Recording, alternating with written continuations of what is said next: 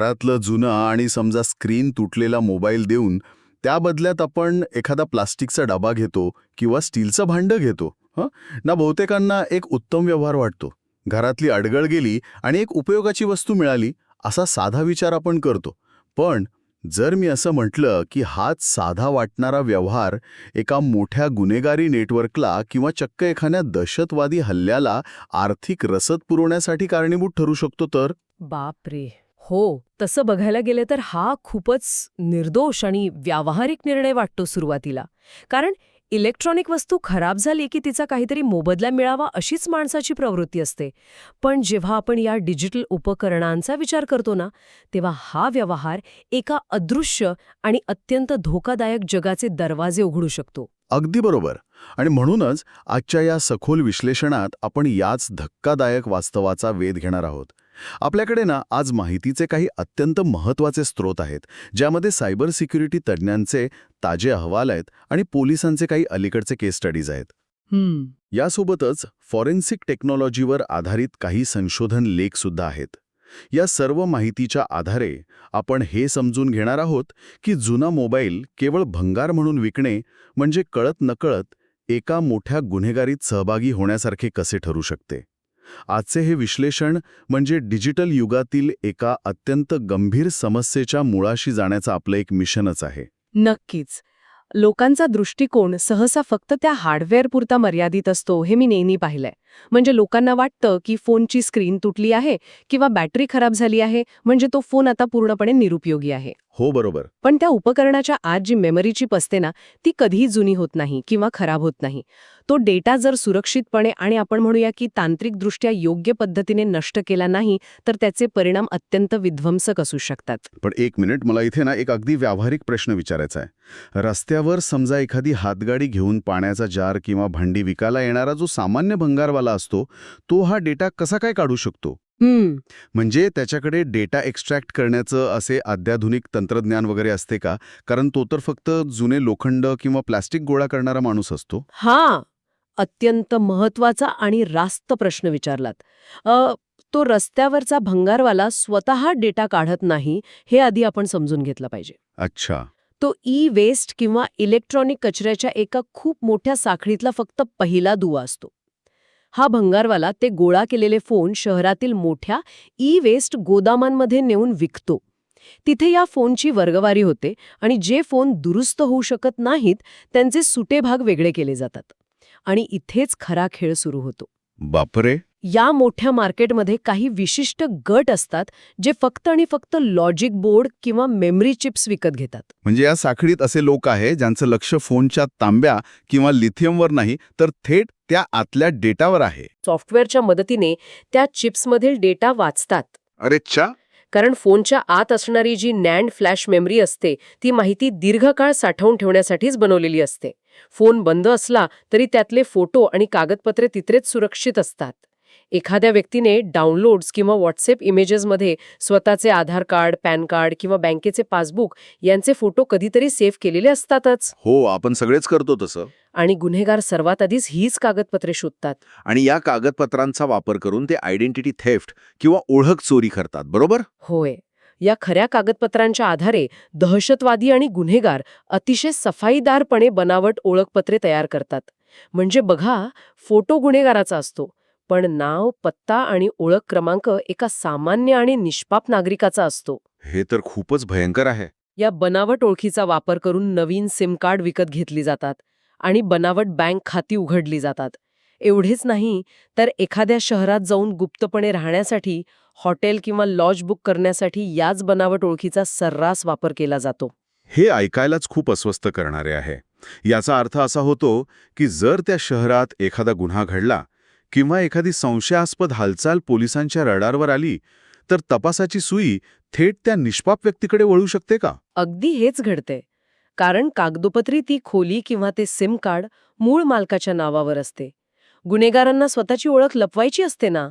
सिस्टममध्ये मग ती बँक असो किंवा टेलिकॉम कंपनी, तिथे विश्वासार्हता मिळवण्यासाठी त्यांना एका खऱ्या आणि निष्पाप ओळखीची नितांत गरज असते. आणि आपला जुना फोन त्यांना ही ओळख देतो. हो, भंगारात दिलेला जुना फोन त्यांना ही विश्वासार्हता एका चांदीच्या ताटात सजवून देतो.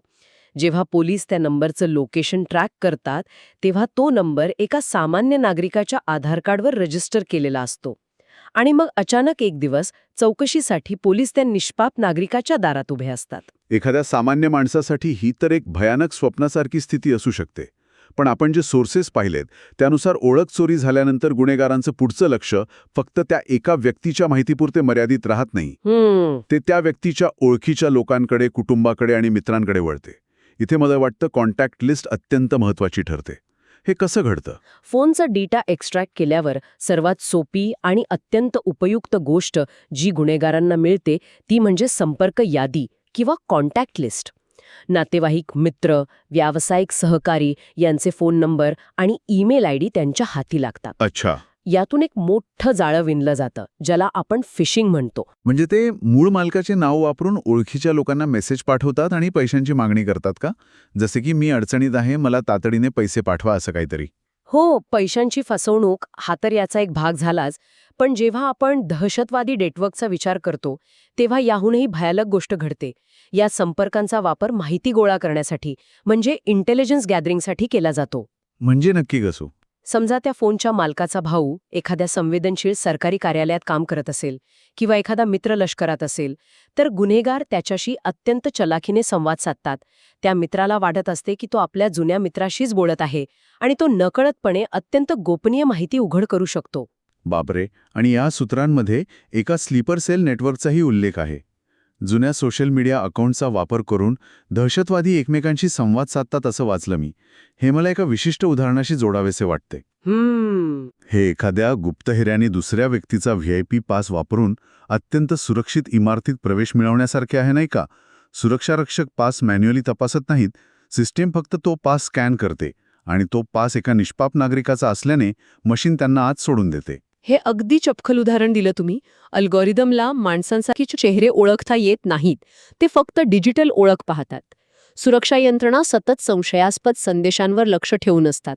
नवीन अकाउंट्स किंवा अचानक मोठ्या प्रमाणात मेसेज पाठवणारे नंबर त्यांच्या रडारवर लगेच येतात. बरोबर.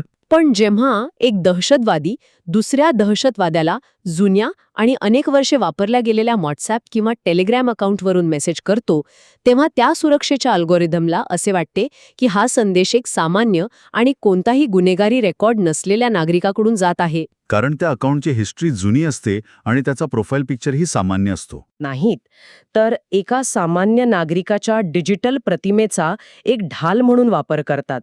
या पद्धतीमुळे ते रडारखाली राहण्यात यशस्वी होतात आणि सुरक्षा यंत्रणांना त्यांचा माग काढणे जवळजवळ अशक्य होऊन बसते.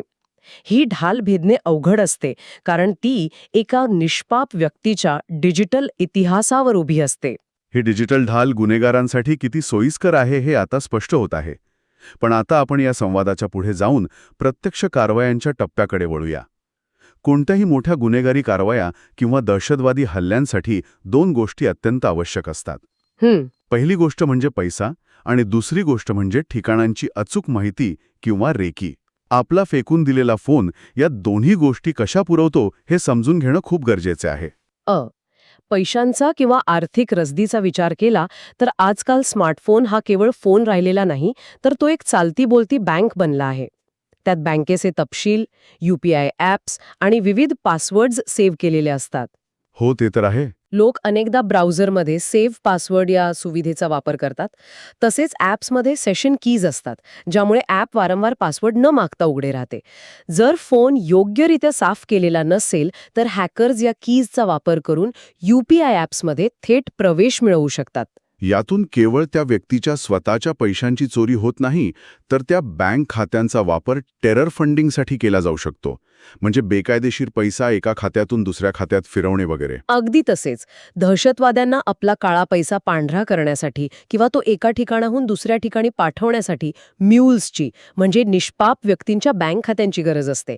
जुन्या फोनमधून मिळालेल्या ॲक्सेसचा वापर करून ते या खात्यांमधून मोठ्या रकमा ट्रान्सफर करतात. अरे बापरे. यासोबतच फोनमध्ये ॲपमधील ट्रान्झॅक्शन हिस्ट्रीचा अभ्यास करून गुन्हेगार व्यक्तीच्या सवयींचा पॅटर्न तयार करतात. कुठे खर्च केला जातो, कोणत्या वेळेत केला जातो, यावरून अत्यंत प्रगत सोशल इंजिनिअरिंग तंत्राचा वापर करून मोठे सायबर हल्ले घडवले जातात. आणि याहून मोठी आणि मला वाटतं राष्ट्रीय सुरक्षेच्या दृष्टीने चिंताजनक गोष्ट म्हणजे लोकेशन ट्रॅकिंग. होय. आजकाल आपण सर्वजण प्रवासासाठी गुगल मॅप्स किंवा तत्सम ॲप्सचा वापर करतोच. या ॲप्समध्ये लोकेशन हिस्ट्री नावाचा एक प्रकार असतो. होय. आणि ही लोकेशन हिस्ट्री म्हणजे केवळ तुम्ही कोणत्या रेस्टॉरंटमध्ये गेला होतात याची नोंद नसते. हे ॲप्स सतत अगदी सेकंदाचा रेकॉर्ड ठेवतात. तुम्ही कोणत्या मार्गाने जाता, कुठे किती वेळ थांबता, हे सर्व सर्व्हरवर किंवा फोनच्या कॅशे मेमरीमध्ये सेव्ह होत असते. तर याचा नेमका अर्थ काय? समजा एखादी व्यक्ती रोज ज्या मार्गाने ऑफिसला जाते, ती माहिती उद्या एखाद्या मोठ्या हल्ल्याचा नकाशा कशी बनवू शकते, यामागचं लॉजिक काय? याला जर आपण मोठ्या चित्राशी जोडले तर अत्यंत धक्कादायक माहिती समोर येते. कल्पना करा की एखादी व्यक्ती रेल्वे स्टेशन, सरकारी कार्यालय, विमानतळ किंवा लष्करी परिसराच्या आसपास राहते किंवा त्या मार्गावरून रोज प्रवास करते. हां. त्या व्यक्तीचा जुना फोन जेव्हा दहशतवाद्यांच्या हाती लागतो तेव्हा ते त्यातील लोकेशन हिस्ट्रीचा सखोल अभ्यास करतात आणि याच माहितीचा वापर करून त्या संवेदनशील भागांची रेखी केली जाते. म्हणजे प्रत्यक्ष तिथे न जाता एका फोनच्या डेटावरून ते संपूर्ण परिसराचा अभ्यास करतात. बरोबर. एखाद्या विशिष्ट रस्त्यावर सकाळी गर्दी कधी जास्त असते किंवा ट्रॅफिक सिग्नलवर किती वेळ थांबावे लागते, सुरक्षा रक्षकांच्या शिफ्ट बदलण्याच्या वेळा काय असू शकतात, याचा सर्व अचूक अंदाज एका जुन्या फोनच्या लोकेशन डेटावरून लावला जाऊ शकतो. हे खरंच खूप भयानक आहे. रोजची सवय आणि लोकेशन हिस्ट्री ही केवळ खाजगी माहिती उरत नाही, तर ती अतिशय संवेदनशील गुप्तहेर माहिती बनते. एका सामान्य माणसाच्या प्रवासाचा मार्ग हा एखाद्या मोठ्या हल्ल्याचा ब्लूप्रिंट बनू शकतो. हे खरोखरच अंगावर काटाळणार आहे. केवळ एक प्लास्टिकचा डबा मिळवण्यासाठी लोक स्वतःचे, कुटुंबाचे आणि देशाच्या सुरक्षेचे दरवाजे गुन्हेगारांसाठी उघडे करत आहेत. पण आता आपण या समस्येवर नुसती चर्चा करण्यापेक्षा यावरील उपायांवर सविस्तर बोलूया. नक्कीच. हे डिजिटल हत्यार निकामी कसे करावे? जर एखाद्याला आपला फोन द्यायचाच असेल तर स्वतःला सुरक्षित ठेवण्याचे नेमके तांत्रिक उपाय काय आहेत? सुरक्षिततेसाठी काही अत्यंत महत्त्वाच्या आणि क्रमाने करायच्या पायऱ्या आहेत. पण त्याआधी लोकांच्या मनातील एक मोठा गैरसमज दूर करणं आवश्यक आहे. अनेक जण फोन देण्यापूर्वी फॅक्टरी रिसेट करतात आणि त्यांना वाटते की सर्व डेटा कायमचा नष्ट झाला. हो, स्क्रीनवर इरेझिंग असा मेसेज येतो आणि फोन नवीनसारखा चालू होतो. मग यात अडचण काय आहे? फॅक्टरी रिसेट केल्यावर डेटा पूर्णपणे का जात नाही? यामागचं तांत्रिक कारण समजून घेणं गरजेचे आहे. फॅक्टरी रिसेट करणं म्हणजे पुस्तकाची अनुक्रमणिका फाडून टाकण्यासारखं आहे. अच्छा. अनुक्रमणिका नसली तरी पुस्तकातील पाने आणि माहिती तशीच असते, फक्त ती शोधणे थोडे कठीण होते. सिस्टम फक्त त्या डेटाला अनलिंक्ड करते, जेणेकरून नवीन डेटासाठी जागा मोकळी दिसावी. पण प्रगत डेटा रिकव्हरी सॉफ्टवेअर वापरून तो डिलीट केलेला डेटा पुन्हा मिळवता येतो. बापरे, हे मला माहीतच नव्हतं. फॅक्टरी रिसेट करणं आवश्यक आहे, पण त्याहूनही एक अतिशय हुशार आणि प्रभावी उपाय आहे जो सर्वांनी वापरला पाहिजे. आणि तो उपाय म्हणजे डेटा ओव्हरराईट करण्याची युक्ती. या सूत्रांमध्ये जेव्हा या पद्धतीचा उल्लेख आला तेव्हा खरोखरच ही एक अत्यंत कल्पक आणि अनपेक्षित तांत्रिक युक्ती वाटली मला. खोटा डेटा भरून खरा डेटा कायमचा नष्ट करण्याची ही पद्धत नेमकी कशी काम करते? ही पद्धत अत्यंत साधी पण तांत्रिकदृष्ट्या अचूक आहे. सुरुवातीला फोन एकदा फॅक्टरी रिसेट करायचा. आता वरवर पाहता महत्वाचा डेटा डिलीट झालेला असतो, पण तो आत कुठेतरी लपलेला असतो. हे कायमचे नष्ट करण्यासाठी फोनचा कॅमेरा चालू करा आणि भिंतीचा, छताचा किंवा कोणत्याही निरुपयोगी गोष्टीचा एक मोठा आणि तासनतास चालणारा व्हिडिओ रेकॉर्ड करा. फोनची पूर्ण मेमरी अशा निरुपयोगी व्हिडिओनी 100% भरून टाका. म्हणजे फोनमध्ये एकही बाईट रिकामी जागा उरणार नाही इतका तो व्हिडिओ रेकॉर्ड करायचा. पुन्हा फॅक्टरी रिसेट करायचा. तांत्रिक भाषेत याला ओव्हररायटिंग म्हणतात. फोनच्या मेमरीमधील जुन्या डेटाच्या ब्लॉक्सवर आता या नवीन निरुपयोगी व्हिडिओचा डेटा लिहिला जातो. यामुळे काय होते, जर आता त्या हॅकरने किंवा गुन्हेगाराने अत्यंत प्रगत सॉफ्टवेअर वापरून डेटा रिकव्हर करण्याचा प्रयत्न केलाच तर त्याला काय मिळेल? त्याला कोणतेही आधार कार्ड, पॅन कार्ड किंवा बँक डिटेल्स मिळणार नाहीत. त्याला फक्त तो भिंतीचा, निरुपयोगी आणि रटाळ व्हिडिओ मिळेल. क्या बात है. कारण जुन्या डेटाच्या जागेवर आता नवीन डेटा पूर्णपणे प्रस्थापित झाला आहे. जुना डेटा आता कायमचा गाडला गेला आहे. डेटा नष्ट करण्याची ही सर्वात सुरक्षित आणि घरच्या घरी करता येण्यासारखी पद्धत मानली जाते. ही खरोखरच एक भन्नाट संकल्पना आहे. स्वतःच्या डेटाचे रक्षण करते स्वतःच कसे बनायचे याचं हे उत्तम उदाहरण आहे. पण सॉफ्टवेअरसोबतच मला वाटतं हार्डवेअरच्या पातळीवरही काही काळजी घेणं अत्यंत गरजेचं आहे, नाही का? होय, ते तितकेच महत्वाचे आहे. फोन कोणालाही देण्यापूर्वी त्यातील सिम कार्ड आणि मेमरी कार्ड, ज्याला आपण SD कार्ड म्हणतो, ते हमखास बाहेर काढले पाहिजेत. अनेकदा फोन बंद पडलेला असतो आणि चालू होत नसतो, म्हणून लोक तसाच बंद फोन भंगारात देऊन टाकतात. हो, अनेकदा तसंच होतं. पण त्या आत असलेल्या छोट्या चिप्समध्ये प्रचंड माहिती असू शकते.